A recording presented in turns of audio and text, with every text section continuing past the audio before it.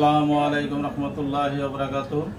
আমাৰ মাগুৰমাৰি গাঁও পঞ্চায়তৰ ফুলমাৰি যোৱা ৰাতি যেটো ঘটনা হল, দুৰ্বৃত্তই হানিকুচি হত্যা কৰে সুলেমান আলীক। আৰু সুলেমান এজন সামাজিক কামত জড়িত ব্যক্তি।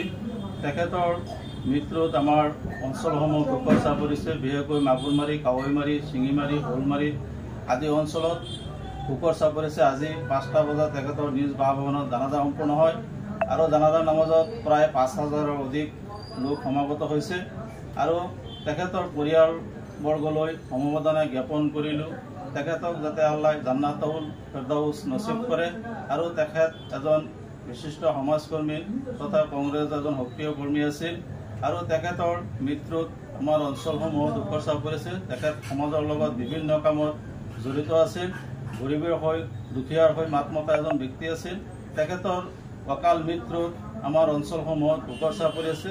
আৰু যিকেইটা দুৰ্বৃত্তই তেখেতক হানিকুচি হত্যা কৰিছে সেইকেইটাৰ প্ৰশাসনে উচিত বিচাৰ কৰিব লাগে, উচিত তদন্ত কৰি এইবিলাক কৰায়ত্ব কৰিব লাগে। আৰু আমাৰ সমাজৰ এটা বিশেষ ক্ষতি হৈছে। তেখেতৰ কাৰণে সকলোৱে দোৱা কৰিব। আল্লাহ হাফিজ।